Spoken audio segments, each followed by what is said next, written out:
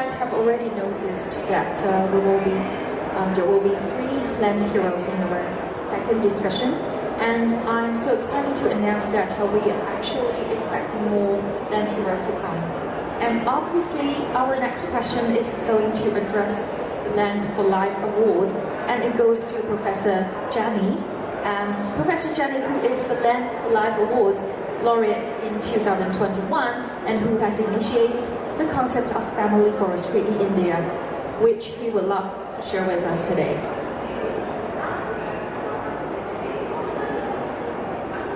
Professor Jenny, your concept of family forestry has transformed the way that communities engage with land degradation and restoration. In your view, what role do cultural and social traditions play in ensuring the success of land restoration project, and how could it be adopted to a broader global implementation? Thank you for asking about the value of the cultural integration in land restoration. Being a student of sociology, I consider culture as a catalyst for any positive change. Land restoration is a process which requires stimulation to move further. And familial forestry, entwined with the spiritual and ecological teaching of Jasnaji, who was a tall figure in the field of environmental teaching of the medieval era, who taught about sustainable living to the legend dwellers, is a cultural sociological response towards the issue of the land degradation. Familial forestry relates trees as a green member of family, and by this way, when we personify a tree, then actually we make an emotional bonding with trees.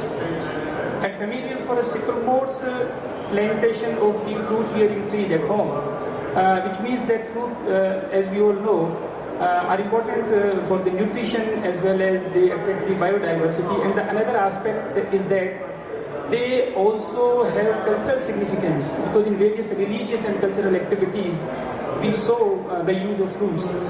So by promoting the fruit-bearing saplings at home, and then other social institutions like education, culture, community, religion, they all have their own cultural patterns, familial forestry, clubs, rituals, festivals. With the tree plantation, develop institutional forest in the educational institutions. By that way, it imparts real learning among the students. So, as far as the role of culture is concerned in every kind of restoration, whether it's a land restoration or other forms of the environmental conservation, culture keeps close the mindful people. Second thing, culture brings people into the center. Third, culture simplifies the complexities of the problem and its solutions by providing the localized solutions.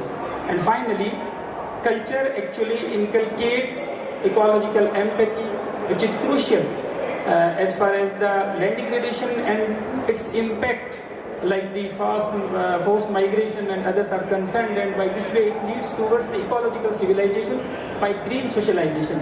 As far as the replication of the familial forestry is concerned, the family as a fulcrum of social life, when we impart and when we actually bring the matter of tree plantation into the domain of family, then we work on creating a different type of discourse. And that discourse begins from family and then systematically goes beyond.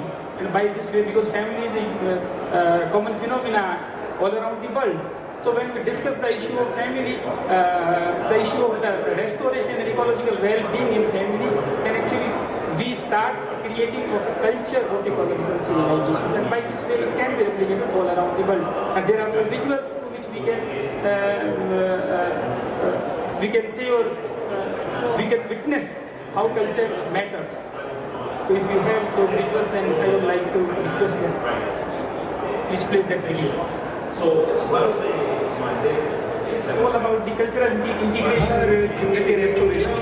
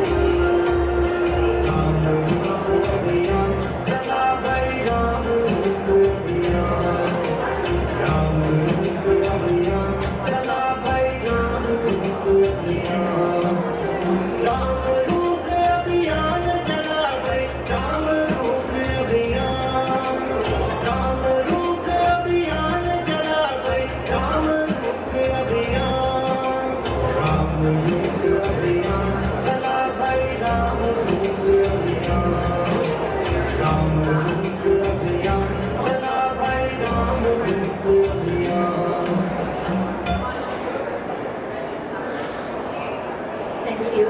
Reflecting on your journey as a Land of Life laureate, how has this recognition amplified your effort of work and any new opportunities for work? Very interesting question again.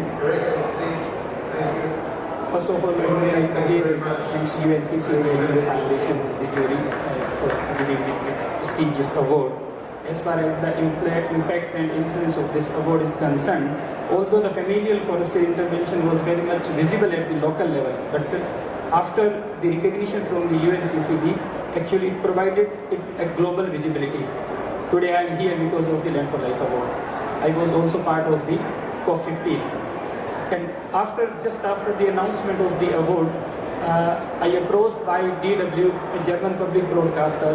They filmed and then it was released in various languages, and that also forced Indian media to cover. We generally avoid such type of grassroots level activities to cover familial forestry on a priority basis. Second thing is that when I started working on familial forestry, it was in 2006. Then I begged from my family 10 years because the sole source of funding was my salary. Indeed, it's still the only source of my funding. So it was mandatory for me to take permission from my family because my salary was meant for to meet out the livelihood of my family. So that time I begged for 10 years. After 10 years, when my family reminded the Mister, now you have to conclude yourself and you have to limit your mission mode style working. So then I asked for a few more years and it was finalized that 2022 will be the final year for my mission mode style working. So in 2022, in the early months of 2022, I was approached by some people and requested to help them to stop illegal mining 50 kilometers far from Bikaner, where I am residing and working as an associate professor. So when I went there, I realized that as I was going to conclude my mission mode working style, so I decided that why should not I stop my that activism by intervening to stop illegal mining and to initiate some sort of restoration activities over there. So it was very hard to fight with the mining mafia, so I decided to engage 100 villages in, and then I planned for a familial forestry march for 100 villages. And when I visited those villages, then what I saw, I observed a great sense of faith, expectation and respect for me, and it was the impact of this award. So after that, when I came back to my home, I shared all this story with my family. Then my family unanimously they announced that now you need not to limit yourself, you need not to limit your mission mode style working, go ahead because you are destined for it and we all are with you. And not only my family, the entire community, particularly the Jasnati community, came forward, and the result is very surprising. In just 30 months, we revived the entire landscape, which is more than 200 acres, from barren to thriving ecosystem. And there are some slides to which we can witness that how this transformation took place. So this is all about the impact which exemplifies the. Yeah, thank you. Thank you, Professor Jani. Your initiative of family forestry has showcased the success of land restoration advocacy. And I heard that you said you got like 90,000 followers. Is it back in India or on Instagram? Yeah, actually, till date we have engaged more than 2 million families in familial forestry intervention, and by growing 4 million saplings as green members, and we have developed 200 institutional forests. All these visuals are from the familial forestry activities in the different parts. We have strong footprint all around the Rajasthan, having 50 districts, and apart from Rajasthan, we are also running familial forestry chapter in 7 states of India as well as in UK and in Canada. And as far as the followers are concerned, they are on my social media platform, Facebook, and they all are familial forestry activists, mainly from the Rajasthan, India, and about 40 countries outside India. And then they working constantly. Last day, I had an opportunity to take a brief tour of Riyadh and the outskirts, and and I want to please give me 1 minute to mention one more thing. What I realized is a very limited state of vegetations. It can be understood because of the harsh climatic conditions, but still there are scope. And therefore, I would like, being a Land for Life Award laureate, I would like to offer my volunteer service for the Riyadh, because it's a green capital of the earth for 24-25. And being born and brought up into the desert land, I can contribute to green Riyadh in a more sustainable manner. And if UNCCD and Everyone Foundation help me to proceed this, then it could be a wonderful gift for this, for the host city of COP16. The reason I mentioned about this is because one of your followers is actually sitting at the audience, and you will get to know him better in our session. The next question goes to the desert expert, Dr. Lei Jiaqiang. Dr. Lei is an expert of Xinjiang Institution of Ecology and Geography of Chinese Academy of Sciences, Vice President of China National Sand Control and Desert Industry Society. 我接下来可能要用中文来提问。